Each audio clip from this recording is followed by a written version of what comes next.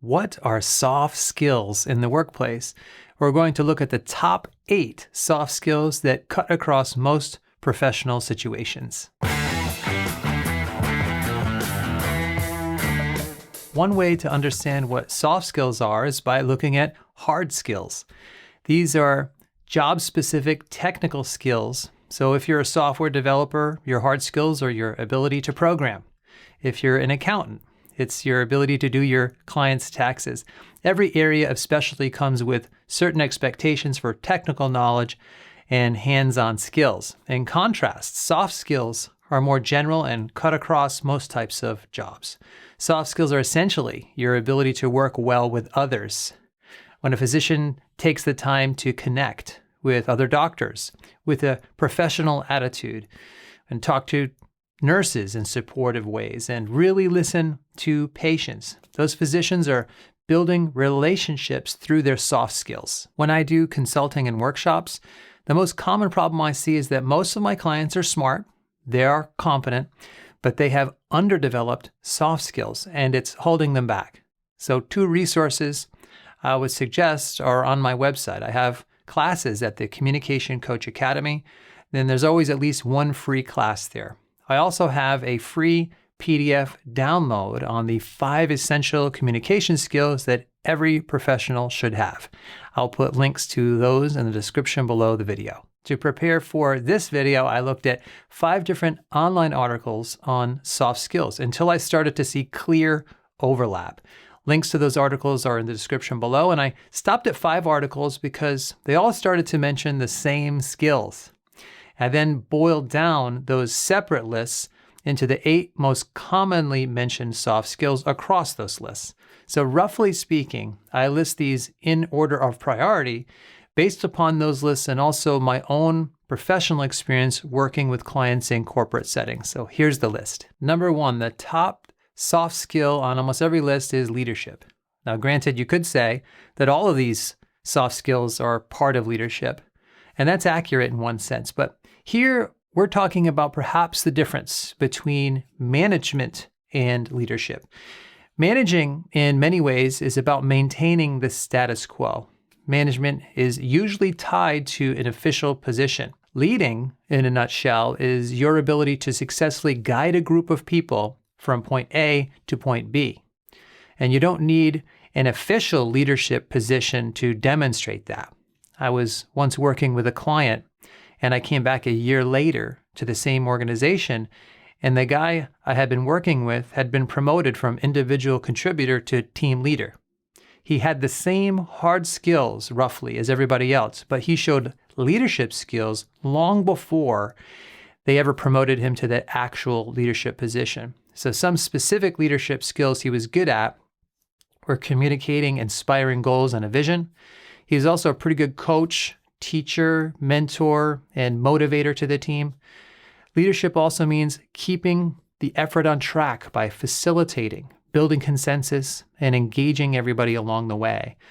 You can do all those things, even if you don't have the word supervisor in your job title. Number 2 is communication. And like leadership, this word means a lot of different things. So I'll narrow it down to being skilled at both verbal and nonverbal communication. Verbal communication often means your ability to communicate clearly and concisely. This usually means giving clear updates at group and team meetings. It means being good at writing emails and reports so they are easy to follow and well organized. Nonverbal communication often means the vibe that you give off.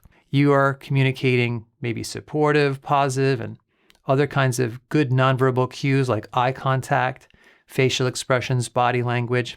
I know a guy I used to work with who gave off horrible nonverbals. He used to roll his eyes and make faces when he disagreed and shake his head. His boss finally had to talk to him about it because it was dragging everybody else down and really was holding him back from his own advancement. Without ever saying a word, you can create a negative or positive impression just based upon your nonverbal cues. At more advanced levels, communication skills would also include good public speaking and presentation skills. Stand-up speaking is a great way to accelerate your career. Good storytelling skills are also important and can help you make a point in a way that really sticks. And your persuasive communication skills will help you build a case when you're asking for project approval, funding, or getting people enlisted into an initiative that you care about. Number 3 are your interpersonal skills. And on some lists, this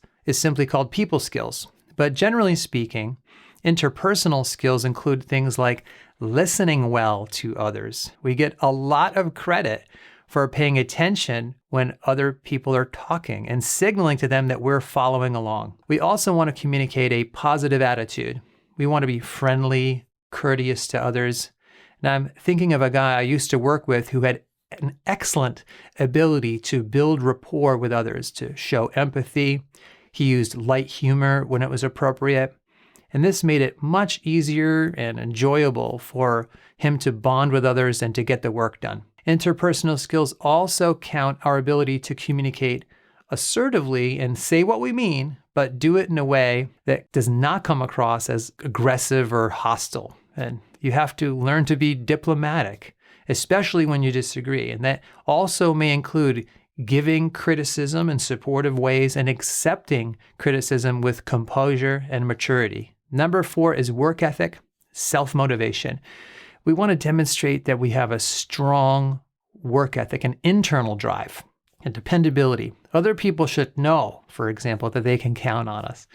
That means taking self-responsibility for our work, taking initiative, and showing good self-direction. When I receive calls from employers for references, most employers will ask me about an applicant's ability to meet deadlines, their attendance, time management. These are the basics, and I think what they're really asking about is the work ethic and self-motivation. Employers don't want to hire people they have to micromanage and wonder if they're going to be working hard.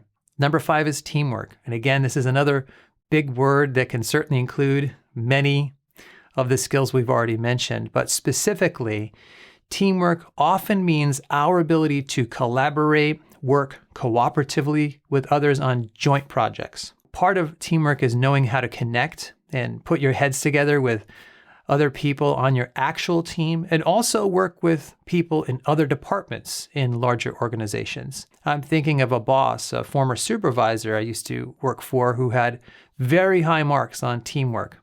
She was able to work with a diverse group of stakeholders who often did not share her area of expertise. She took a good collectivistic view of the team outcomes, and the entire effort. She came up out of her silo, you might call it, her own little area of expertise and jargon, and she learned how to talk to everybody. We probably all know people who do the opposite. They are too individualistic and only concerned about their own tasks and their own individual projects. But if you want high marks for soft skills, and working with other people on a team is really critical. Number 6 is problem solving. I was talking to a friend of mine the other day. He works behind the scenes in television, and he said that his job is essentially solving one problem after the next all day long. They start with a plan, but there's never enough money or help, and there's always obstacles they didn't see coming. And our ability to find a way to move forward and solve those problems is really important. Problem solving usually involves critical thinking, logical reasoning, and we have to have the ability to think through an issue clearly and reasonably. Problem solving also involves making good decisions, informed decisions. We can't just do what we feel like doing. We have to come up with a solution that actually is going to work, not just the first idea that comes to mind, or just go with our favorite way of doing things. And that takes preparation and a systematic approach, research, creativity, and a good dose of personal resourcefulness. Number 7 is flexibility and adaptability. Most of us work on a variety of tasks with all sorts of different people, and that means we have to be flexible and open to change and find new ways of doing things oftentimes. And this is really hard for some people. I worked with a client for a while who was very inflexible. And once she got an idea in her head, she would protect it and she would shoot down any other suggestions. Well, that's not a good example of soft skills. We need to have the self-awareness to realize that we have our own personality quirks, our own mental boxes. We have to do our best to put that aside. We have to get better at adapting to others and responding to uncertainty and change with flexibility. And that means at times to be open, trainable, and work well under pressure on deadlines, and somehow still get described as someone who is easy to work with. We have to learn how to roll with changes and keep moving forward even when the situation is ambiguous. Number 8 is our ability to manage and resolve conflict and even negotiate a little bit. And this begins, of course, by being the kind of person who does not create conflict. I honestly believe that when people say they're looking for someone with good conflict management skills, that's another way to say we don't want someone who is going to cause conflict, who has a tendency to create drama. And you can usually tell because this type of person has a win-lose philosophy. In order for them to win, somebody else must lose. So they act competitive in times and in places where it's not necessary at all. In my experience, people with a win-lose or conflict-driven approach usually brought that with them from their own personal life, and they brought it into the workplace. They are like that every place they work, in other words. And you don't want to be this person. So first, don't be a source of conflict. And next, when conflict comes up between you and others around you, learn to deal with it appropriately and productively. That means looking for common ground, finding ways to get everybody's interests met, and somehow using a disagreement to make things even better in the end. And this might mean drawing on negotiation skills or facilitation skills to hear everybody out, make sure everybody feels understood. You want to take a win-win approach and look for a satisfactory outcome for everybody involved, not just you. It often means being the bigger person, the more mature person, in other words. Question of the day: which of these top 8 soft skills do you need the most work on personally? And feel free to check out my free download of the 5 essential communication skills that every professional should have. And there's always a free class at my Communication Coach Academy.